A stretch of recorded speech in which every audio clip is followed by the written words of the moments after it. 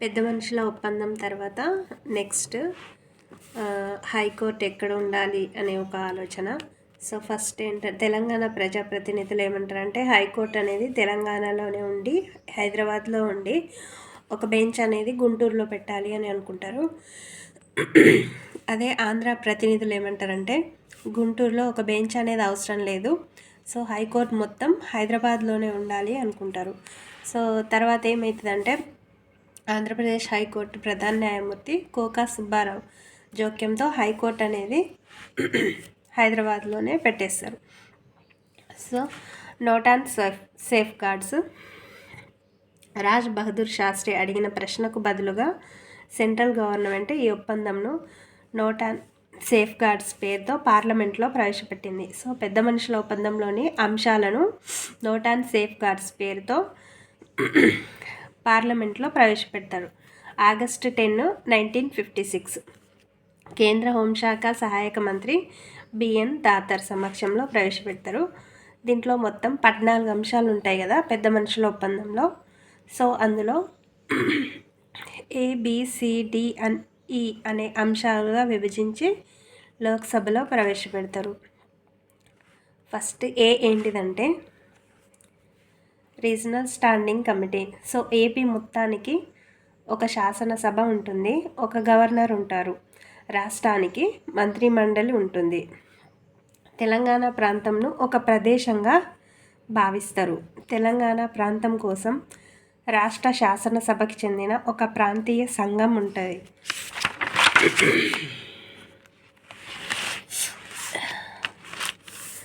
ఇందులో ఏంటంటే ప్రాంతీయ సంఘంలో ఫస్ట్ తెలంగాణ ప్రాంత ఎమ్మెల్యేలు ప్లస్ మంత్రులు సభ్యులుగా ఉంటారు. ముఖ్యమంత్రి ఇందులో సభ్యుడు కాదు. తెలంగాణకు చెందిన వ్యక్తి సీఎం అయినా ఇందులో సభ్యుడు కాదు. ఆర్థిక విషయాలు కాకుండా ఇతర విషయాలకు సంబంధించి రాష్ట్ర ప్రభుత్వానికి ప్రతిపాదన చేయవచ్చు. ప్రాంతీయ సంఘం ప్రభుత్వం మధ్య భిన్నాభిప్రాయాలు వస్తే అంతిమ నిర్ణయం అనేది గవర్నర్కే ఉంటుంది. గవర్నర్ నిర్ణయానికి కట్టుబడి ఉండాలి, ఏది చెప్తే అది చేయాలి. సో ప్రాంతీయ సంఘంలో ఏ విషయాలు ఉంటాయి, దానికి ఏం అధికారాలు ఉంటాయి అనేది ఇక్కడ చూద్దాము. రాష్ట్ర శాసనసభ రూపొందించిన సాధారణ విధానాలు, అభివృద్ధి, ప్రణాళిక వ్యవహారాలు చూసుకుంటుంది. స్థానిక పరిపాలన వ్యవహారాలు, మున్సిపల్ కార్పొరేషన్, అభివృద్ధి ట్రస్టు, బోర్డులు, గ్రామ పరిపాలన ఉంటుంది. ప్రజా ఆరోగ్యం, పారిశుద్ధ్యం, స్థానిక ఆసుపత్రులు, చికిత్స, ప్రాథమిక విద్య, మాధ్యమిక విద్య ఉంటుంది, ఉన్నత విద్య ఉండదు. తెలంగాణ విద్యా సంస్థల్లో ప్రవేశాలు, మద్యపానం నిషేధం, వ్యవసాయ భూముల అమ్మకం, కుటీర పరిశ్రమలు, వ్యవసాయ సహకార సంఘాలు, అంగళ్ళు, సంతలు. ఇది మొత్తం ఏ. బి ఏంటంటే నివాస అర్హతలు. ఇటువంటి నిబంధనలు అంటే స్పెషల్ స్టేట్స్ అన్నట్టు ఏపీ, మణిపూర్, త్రిపుర, హిమాచల్ ప్రదేశ్లో అమలవుతున్నాయి. అంటే వీటికి ప్రత్యేక అధికారాలు ఉంటాయి అన్నట్టు ఈ స్టేట్స్కి.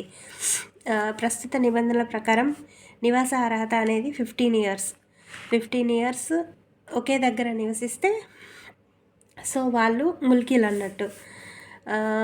ఉర్దూ స్టేటస్ ఆఫ్ ఉర్దూ ఏంటంటే 5 ఇయర్స్ కంటిన్యూ అవుతుంది.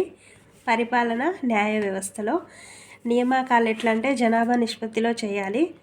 ఖర్చుల పంపిణీ జనాభా నిష్పత్తిలో చేయాలి. తెలంగాణకు మిగులు ఆదాయం వస్తే అది తెలంగాణకే ఖర్చు పెట్టాలి. కానీ తెలివిగా ఏంటంటే నియామకాలు, మిగులు నిధులు, సో ఈ రెండు కూడా టీఆర్సీ పరిధిలోకి రాకుండా చూపించారు. ఏపీతో పాటు బొంబాయి, పంజాబ్ రాష్ట్రాల అభివృద్ధి బోర్డు అంశంను పార్లమెంట్లో ప్రవేశపెట్టారు. సో 25 ఆగస్టు 1956 పార్లమెంట్ ఆమోదం పొందింది. 31 ఆగస్టు 1956 ప్రెసిడెంట్ ఆమోదం పొందింది. సో శాసనసభ్యులు మొత్తం ఏపీలో ఆంధ్ర వాళ్ళు 196 ఉంటే తెలంగాణ వాళ్ళు 106.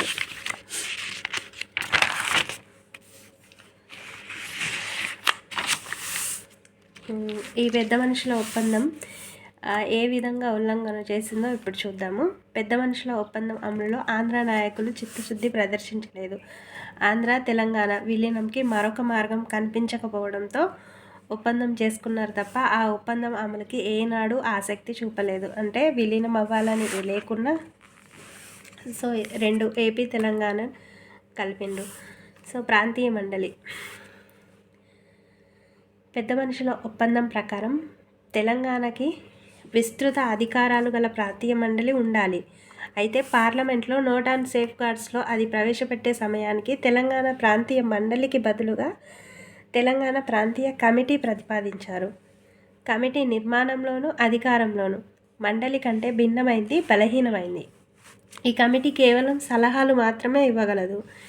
తెలంగాణ ప్రాంత ప్రజల ఆకాంక్షలకు అవసరాలకు తగ్గట్టు విధానాలు తయారు చేసే అధికారాలు దీనికి లేవు. తెలంగాణకి సంబంధించిన హక్కుల ఉల్లంఘనలో ఇది మొదటిది, చాలా ముఖ్యమైనది. రాజకీయ ఉల్లంఘనలు పెద్ద మనుషుల ఒప్పందం ప్రకారం సీఎం ఆంధ్రాకు చెందిన వ్యక్తి అయితే డిప్యూటీ సీఎం ఏమో తెలంగాణ వారికి ఇవ్వాలి. అయితే అట్లా ఇవ్వకుండా ఏపీ ఏర్పడిన తర్వాత సీఎం అయిన నీలం సంజీవారెడ్డి ఏమన్నాడంటే ఉప ముఖ్యమంత్రి పదవి ఇవ్వకుండా దానిని 6వ వేలుతో పోల్చిండు. అంత్యక్రియల్లో కూడా వివక్షత చూపించింది. ఏపీ సీఎం ప్రకాశం ప్రభుత్వ లాంఛనాలతో అంత్యక్రియలు చేసిండ్రు. అదే మన బీఆర్కేకి అయితే చేయలేదు. పెద్ద మనుషుల ఒప్పందం ప్రకారం 1962 వరకు తెలంగాణ ప్రాంతానికి విడిగా కాంగ్రెస్ కమిటీ ఉండాలి అనేది పెద్ద మనుషుల ఒప్పందంలో చెప్పిండ్రు. కానీ 1957లోనే తెలంగాణలో ఉన్న కాంగ్రెస్ కమిటీని రద్దు చేసి ఆంధ్రప్రదేశ్ కాంగ్రెస్లో విలీనం చేశారు. దీంతో తెలంగాణ నుండి రాజకీయ నాయకత్వం అనేది రాకుండా ఎదగకుండా చేశారు. తెలంగాణ నాయకులకు ప్రాధాన్యత లేని శాఖలు ఇవ్వడం, అంటే హోమ్ మినిస్ట్రీ తెలంగాణ వారికి ఇచ్చినప్పుడు ల్యాండ్ ఆర్డర్ ముఖ్యమంత్రి ఉంచుకున్నాడు. వాణిజ్యం మరియు పరిశ్రమలు కలిపి ఎవరికి ఇవ్వలేదు. పరిశ్రమల శాఖ ఇచ్చినప్పుడు చిన్న రకం, మధ్య రకం, పెద్ద రకం అని 3 ముక్కలుగా చేసి ఒక తునిక ఇచ్చారు. నీటిపారుదల విషయంలోనూ ఇదే జరిగింది. సాగునీటి రంగంలో వివక్ష. సో రాష్ట్రాల పునర్వ్యవస్థీకరణ చట్టం సెక్షన్ 108 క్లాస్ 2 ప్రకారం నిర్మాణంలో ఉన్నవి అవి అదేవిధంగా కంటిన్యూ చేయాలి, కానీ చేయలేదు. తెలంగాణ ప్రాజెక్టుని నిర్లక్ష్యం చేశారు. దేవనూరు, ఇచ్చంపల్లి, అది ప్రీవియస్ ఇయర్ క్వశ్చన్. ప్రాజెక్టులను పూర్తిగా రద్దు చేసింది ఎవరు అంటే నీలం సంజీవారెడ్డి. పోచంపాడు, నాగార్జున సాగర్, సో వీటికైతే అన్యాయం జరిగింది.